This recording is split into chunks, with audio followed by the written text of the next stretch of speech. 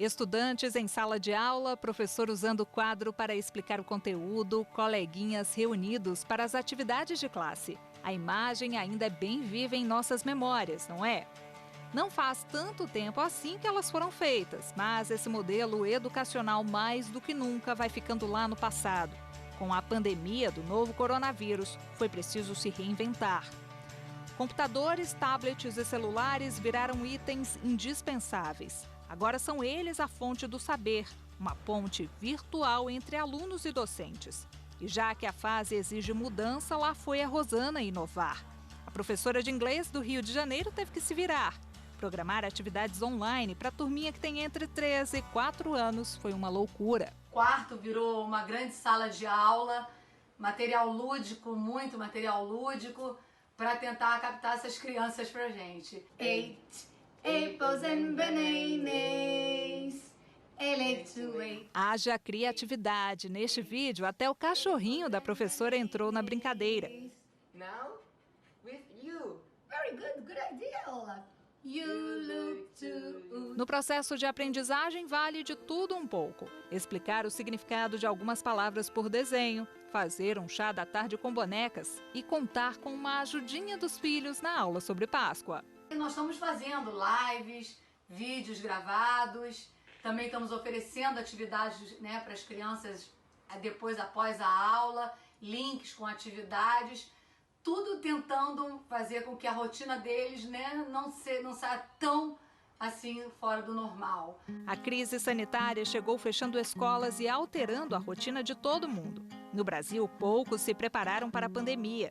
Para especialistas, nossos mestres vão ter que quebrar paradigmas. É isso que vai garantir a permanência deles no mercado. É este momento de pegar pessoas mais antigas e dizer, olha, nós temos que nos modernizar, senão não podemos ficar na educação.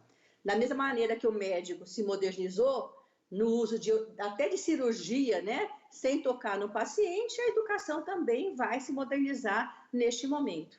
Como se aprende? O que se aprende? Será que a gente não vai entrar na próxima década de 2030, 2040, com esse modelo ainda de 1950, da era industrial, alunos sentadinhos numa sala, um atrás do outro, olhando para a nuca do colega e o professor lá na frente falando? Será que essa crise não está nos ensinando que a gente precisa também criar, gerar outro tipo de aprendizado? Crise ensina, crise nos faz amadurecer. Então eu enxergo que eu, como professor, eu estou aprendendo uma palavrinha que é muito importante no século XXI. Desde 2000, 2010 e agora 2020, a gente tem que lembrar dessa palavrinha de novo, que é a tal da adaptabilidade. A gente está aprendendo a se adaptar, a fazer algo que não estava muito acostumado e vai errar no primeiro momento. E está tudo bem. Pela primeira vez em 20 anos de carreira, a tia Marissandra passou a dar aulas virtuais em Campo Grande, no Mato Grosso do Sul. Todos os alunos foram cadastrados, receberam um e-mail, assim como todos os professores, e as aulas têm acontecido nesse mundo virtual. As aulas remotas, elas são por meio de atividades que eu posto, links com vídeos, conteúdos relacionados àquilo que nós precisamos trabalhar e também com as aulas ao vivo, as aulas virtuais ao vivo. Nesse ambiente novo, rolou até festinha junina improvisada. Uma forma de levar para os encontros pela internet o que essa galera faria se estivesse unida presencialmente.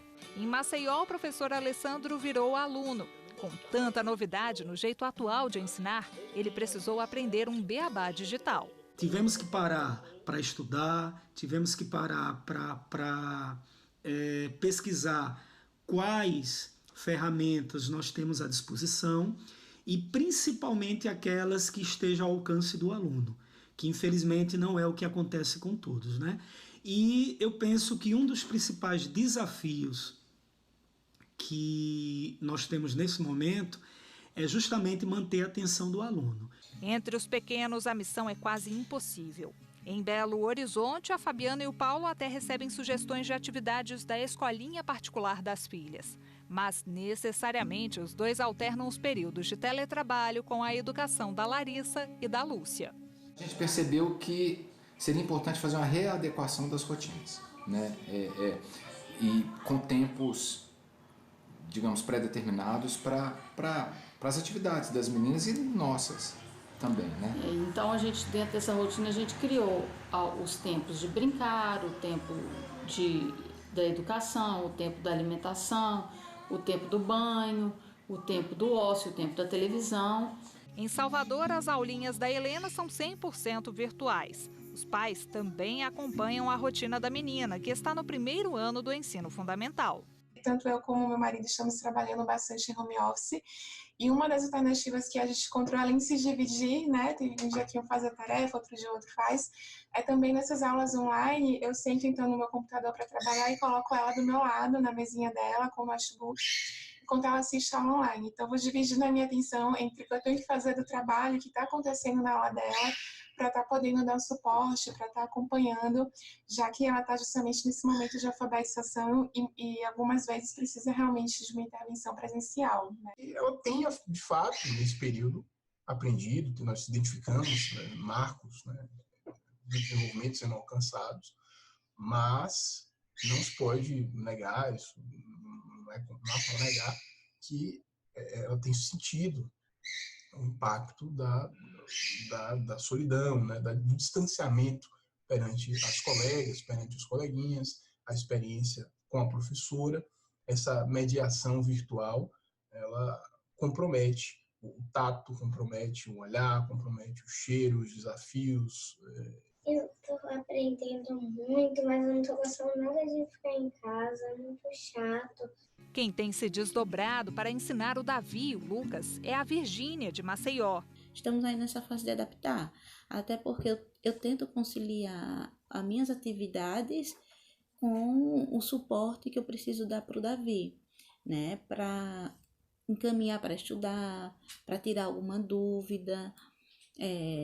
Tem uma outra criança também que eu preciso também fazer esse mesmo trabalho de sentar, de estudar. O mais velho começou as aulas virtuais na escola pública com 20 dias de atraso. Aos poucos, correu atrás do prejuízo. Eu geralmente faço essas atividades pelo computador e depois passo pelo caderno, tiro a foto e mando pelo WhatsApp. E deixo no caderno para quando as aulas voltarem, a gente poder ver tudo direitinho de novo, para ver quem faltou fazer uma atividade, quem não faltou. E o Luquinhas, que está na alfabetização, já chama até a mãe de professora. Eu tô aqui em casa porque esse coronavírus não tá deixando eu ir pra minha escola. Mamãe faz atividade pra mim, minha professorinha. Existem, neste momento, outras aprendizagens com a própria família. A gente está vendo aí mãe e pai comprando pizza para o 5º ano, 6º ano, sei lá, tentando ensinar fração. Você vê pai, mãe, tio e tia, ou quem cuida, o avô, contando historinha. Coisas que a gente perdeu, nós perdemos, cada um no seu celular, nós perdemos esse contato físico. Se a pandemia trouxe inovação para a área educacional, escancarou também um problema latente em várias partes do mundo. Mostrou que as desigualdades, principalmente sociais, são enormes. Um levantamento da Unesco apontou que 40% dos países mais pobres não apoiam os estudantes em situação de risco durante a crise sanitária. Neste contexto, o relatório de monitoramento global da educação não deixou o Brasil de fora.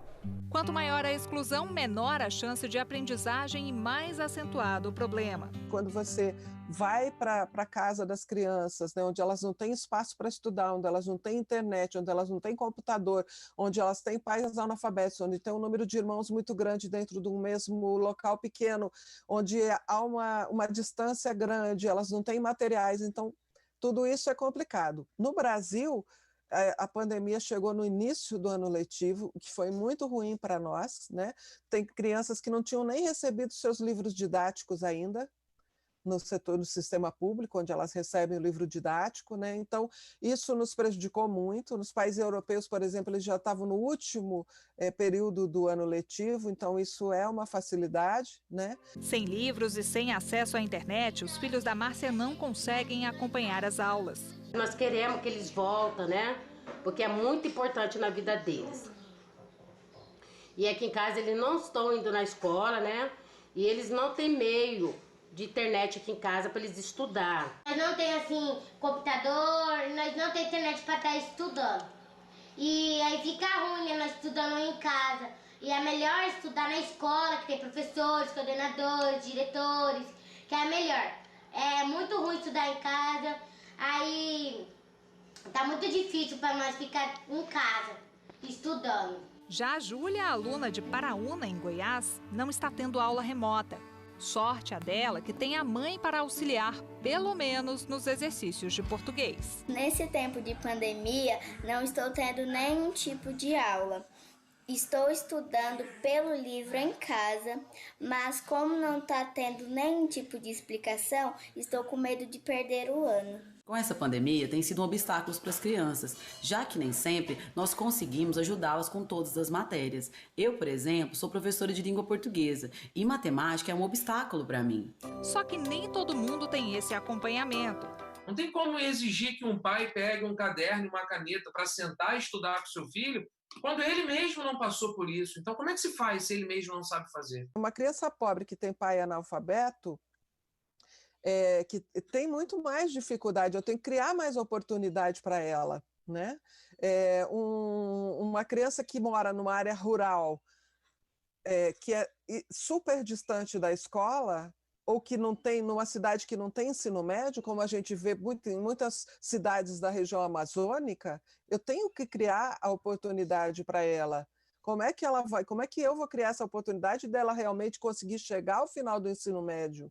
As chances de meninos e meninas carentes abandonarem a escola por falta de incentivo são 5 vezes maiores do que as de estudantes de classes mais favorecidas. O menino que não tem a tecnologia, mesmo sem pandemia, ele tem desvantagem.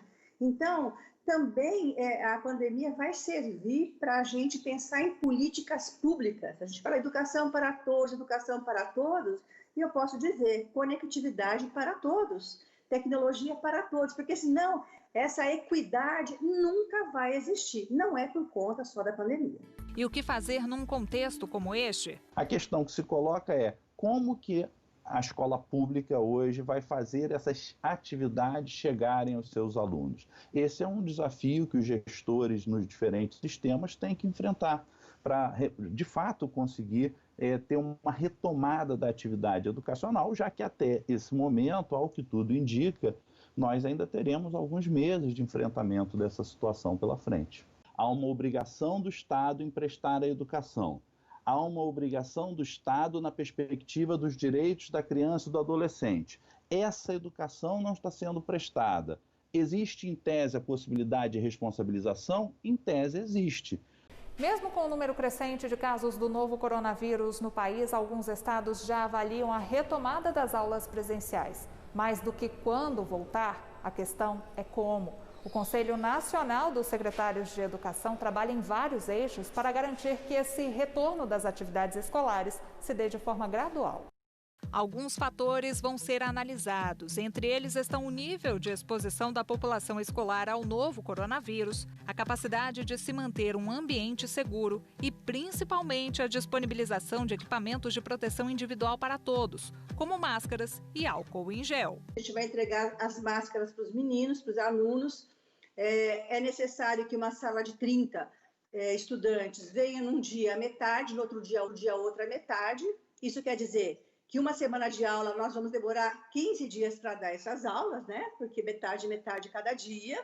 Então, acreditamos que a aula remota ainda continue. Nós não vamos agradar. Muitos querem que voltemos, muitos não querem. Então, não é uma questão de querer, né?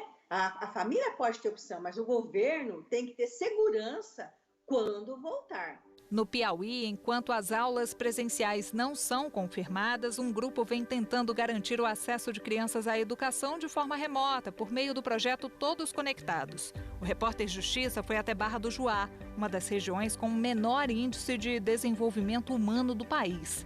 Na comunidade rural há 70 famílias. Apenas 4 delas têm acesso à internet. E detalhe, aqui ninguém tem computador ou tablet. Poucos possuem celular que permite o uso da rede mundial de computadores. A gente tem instalado antenas de internet que atendam 5 casas e depois mais 5 e outra antena para atender mais 5 e que essa antena consiga distribuir um sinal que possa garantir o acesso para essas famílias. Com esse acesso comunitário, a gente vê que fica mais barato e que eles conseguem ter uma internet que atenda a demanda deles, que é assistir uma videoaula, é conseguir baixar uma atividade que a escola manda por WhatsApp e aos poucos vendo que eles conseguem melhorar um pouco o acesso à educação, conseguem falar com familiares. O Jusilândio foi o primeiro a ter internet instalada. Para alívio dele, que pode falar com os parentes, e da filha Isabel, que agora consegue acompanhar as aulas. É importante para a menina estudar e fazer as provas, que de vez em quando não vem, outras vezes vem. E para mim também comunicar com minha família que mora em Goiânia. E assistir a devoção da igreja também pela internet é bom. O repórter Justiça faz uma pausa e volta em instantes. Daqui a pouco, a repórter Érica Picelli vai falar sobre a educação de crianças e jovens com deficiência em tempos de pandemia. Não saia daí.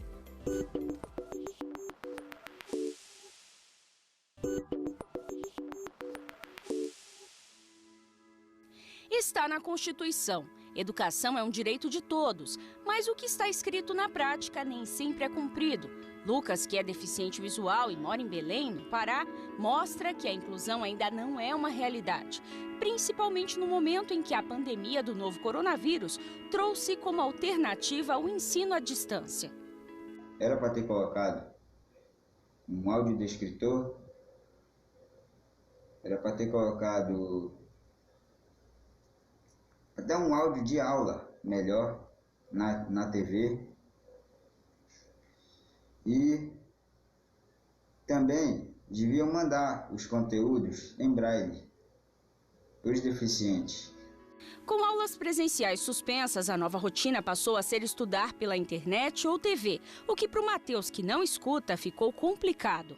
Eu desejo estudar em casa também, estudar para o Enem, estudar e aprender a escrever uma redação de acordo com o Enem, mas é difícil por não termos intérprete e ninguém reclama sobre esse descaso. Menos de 10% dos países analisados pela Unesco possuem leis para garantir a inclusão plena na educação. Um quarto deles tem normas para que crianças com deficiência sejam educadas separadamente. Em 10 países de renda baixa ou média, alunos com algum tipo de deficiência apresentaram desempenho 19% menor em leitura do que os demais estudantes. Cerca de 15% dos pais na Alemanha e quase 60% dos pais em Hong Kong acham que alunos com deficiência podem atrapalhar o aprendizado dos filhos. Ainda, segundo o relatório, as escolas têm mais interesse em obter acesso à internet do que atender estudantes com deficiências. Se você tem uma criança que desde a educação infantil, ela vê a diversidade, ela vê uma criança com necessidade especial, que ela pode ajudar, inclusive, ela vê uma criança de uma outra raça dentro da sua sala de aula, ela vê uma criança que tem uma orientação sexual diferenciada, ela vai se acostumando, ela vai aprendendo a respeitar essa diversidade e a gente cria uma sociedade que respeita a diversidade. Então, por isso é importante termos essa inclusão e tratar esse tema dentro dos currículos, dos materiais didáticos, da formação dos docentes, e aos poucos ir mudando, né, a sociedade nesses aspectos que não são bons. No Brasil, a inclusão aumentou nos últimos anos. Dados do censo escolar apontam que o número de matrículas de alunos com deficiência na rede pública cresceu consideravelmente.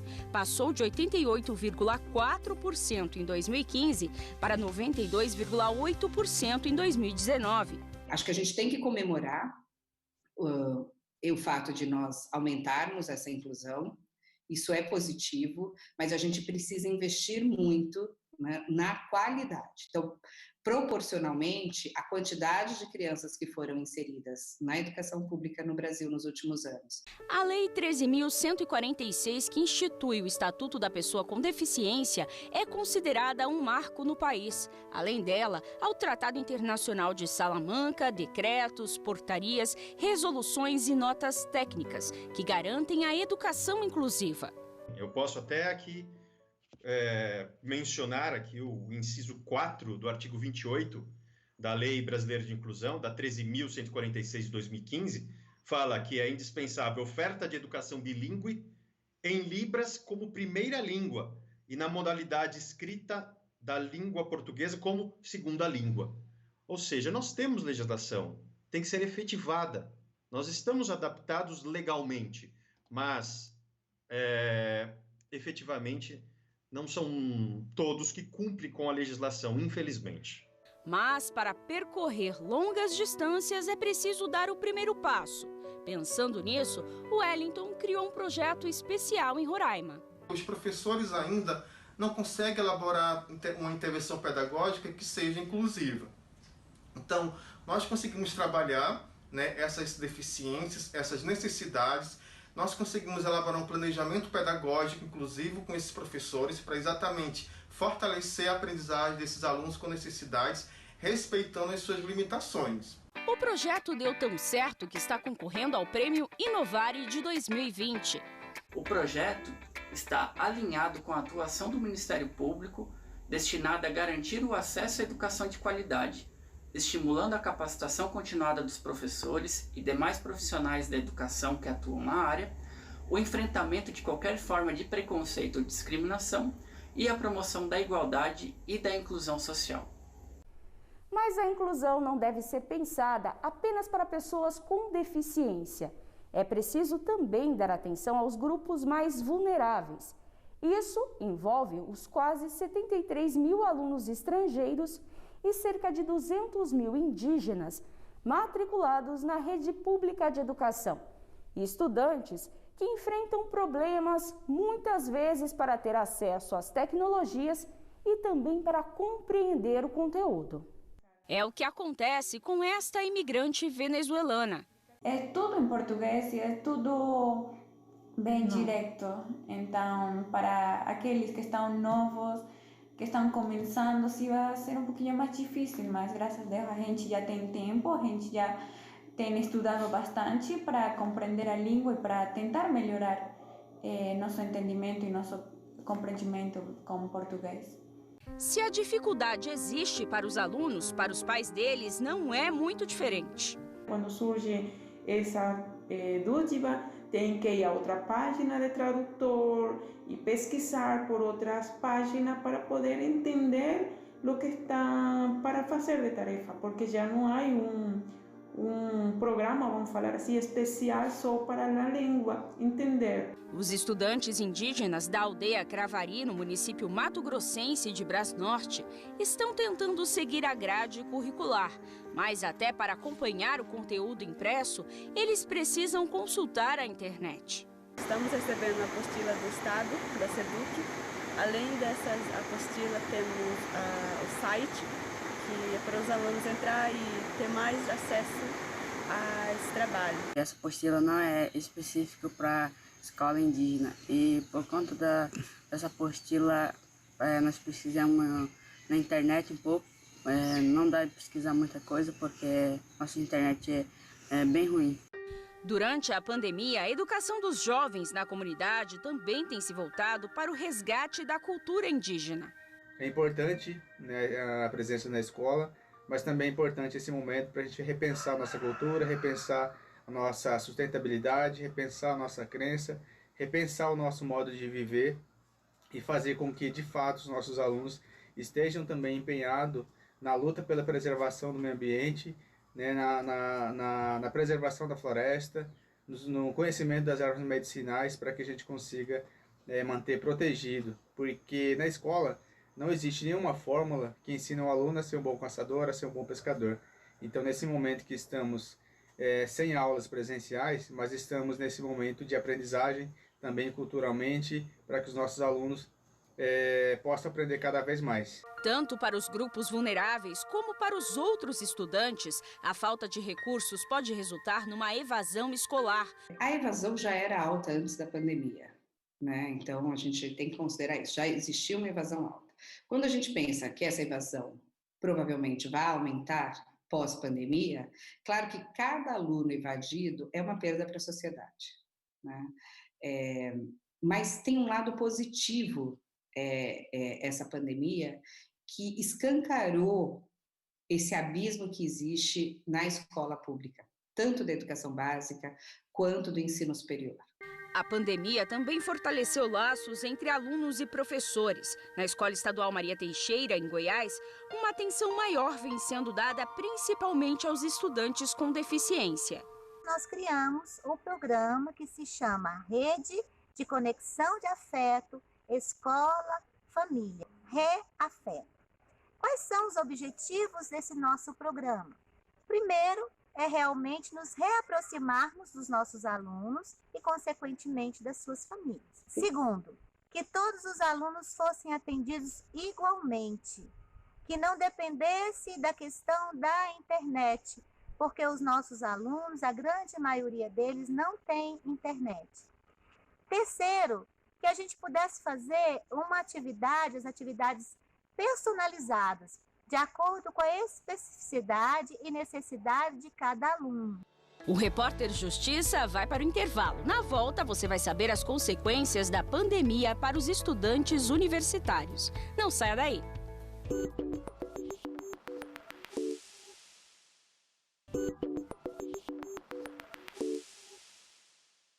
Tem alguma dúvida dessas perguntas?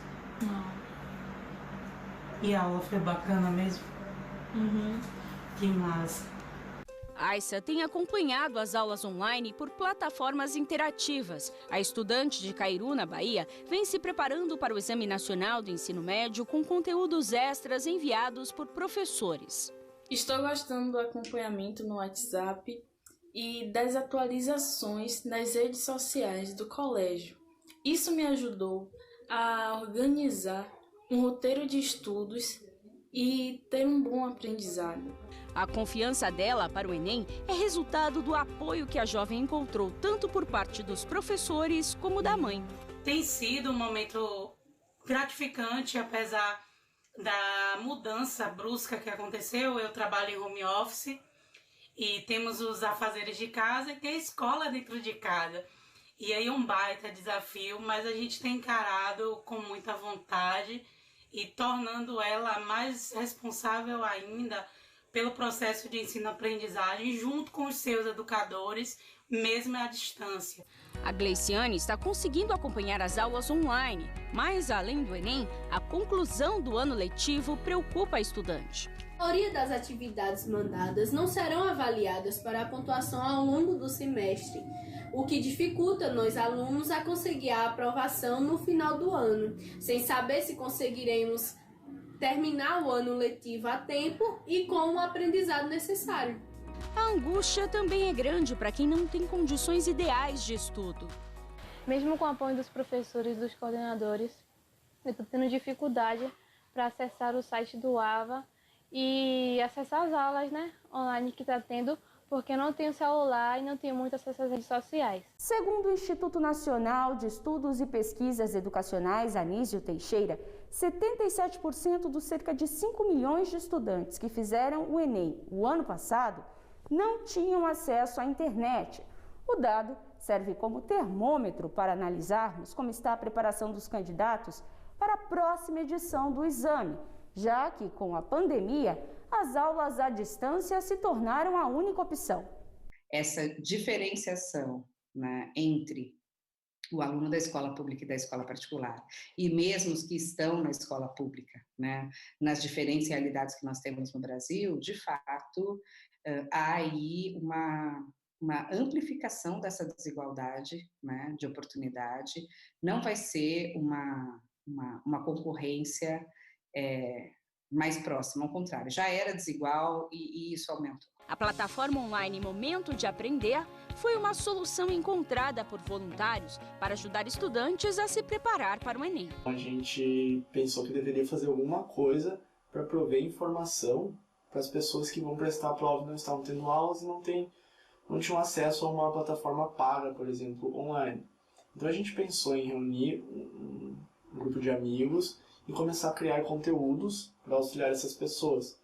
Conforme o projeto foi se desenvolvendo, mais voluntários foram se somando a essa ideia e hoje a gente conta com 38 voluntários, os quais ficam responsáveis por disciplinas e conteúdos conforme a sua afinidade temática. E para quem estava precisando daquela forcinha para estudar, a ajuda veio na hora certa. Tem resumos claros, simples, que a gente entende, e logo após tem os testes, que ajudam muito a fixar a matéria. A pandemia não trouxe incertezas apenas para quem está tentando entrar nas universidades. Uma pesquisa da Associação Brasileira de Mantenedoras de Ensino Superior apontou que quase metade dos alunos de faculdades particulares pensa em abandonar o curso, ou porque perdeu o emprego, ou porque não tem mais condições de continuar pagando as mensalidades. Geise cursa medicina em Juazeiro, no norte da Bahia. Um sistema de bolsas até foi disponibilizado pela universidade dela, mas o acesso ao benefício foi limitado.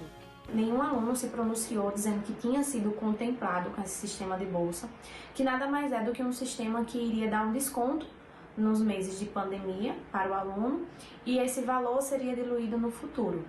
No entanto, há uma queixa muito grande de todos os alunos assim da IES nesse sentido. Não é à toa que a gente teve que recorrer ao jurídico. A Lei 9.870 de 1999, conhecida como Lei das Mensalidades Escolares, diz que a instituição de ensino não pode impedir o acesso dos estudantes aos direitos acadêmicos, sob a alegação de inadimplência. Assim, o melhor caminho é o diálogo. É que acionar as leis estaduais que prevêem descontos nas mensalidades são caminhos mais complicados a se seguir. Já existem ações diretas de inconstitucionalidade tramitando no Supremo Tribunal Federal, pelo menos 3 delas já também com manifestação da Advocacia Geral da União no sentido do reconhecimento da inconstitucionalidade, o que nos leva a crer que mais cedo ou mais tarde o Supremo vá evidentemente, se posicionar e colocar um ponto final na discussão em relação a essas leis estaduais, que tem criado um clima de muita insegurança jurídica também sobre o que as escolas estão ou não obrigadas a fazer. Esta portaria, publicada pelo Ministério da Educação, estendeu as aulas à distância em instituições federais de ensino superior até 31 de dezembro. Também flexibilizou os estágios e aulas em laboratório nesse período. A exceção fica com os cursos da área de saúde. Robson está no último ano de Publicidade e Propaganda em uma universidade do Rio Grande do Sul e se preocupa com o fato de ter que fazer as aulas práticas à distância. A gente tem muito conteúdo prático e que a gente necessita de material da universidade, como câmera, lapela, luz, enfim, N coisas que a gente não sabe como é que vai ser isso em EAD. Tendo isso em EAD que vai comprometer muito nosso ensino. O Repórter Justiça dessa semana fica por aqui.